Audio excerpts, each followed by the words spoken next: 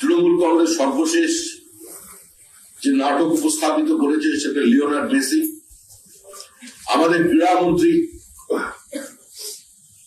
আবেগতাড়িত বাংলায় একটি পদত্যাগ পত্র দিয়ে দিয়েছেন।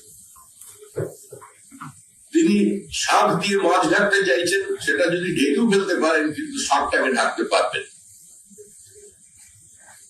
ডিজিকে শোকজ,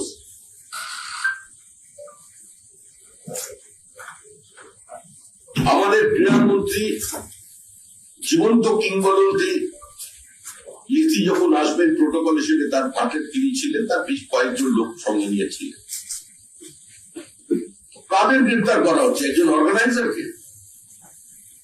ক্রীড়ামন্ত্রীর ক্ষমতা আছে তার নিজের নির্বাচনী কেন্দ্র তালিকা দিয়ে একটা বড় ফুটবল ম্যাচের আয়োজন করা, অনুমোদন ছাড়া, প্রধানতা ছাড়া, বড় নেতাদের পারমিশন ছাড়া।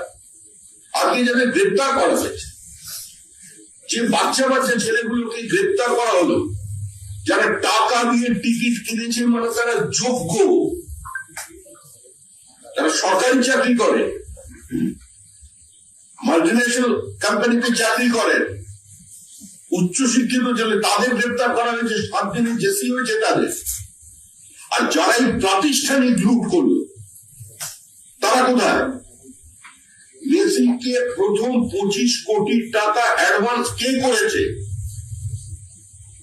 এর মধ্যে কারা আছে? গোটা তৃণমূল দল যুক্ত।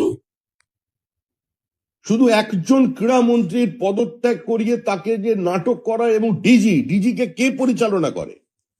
পরিচালনা করে সরকার। কোন পুলিশের ক্ষমতা আছে? পুলিশের কোন আধিকারিকের ক্ষমতা আছে? তৃণমূল কংগ্রেসের নেতা মন্ত্রী তারা যখন ঘিরে রেখে দিয়েছে মেসিকে, তাদের সম্পর্কে কথা বলা,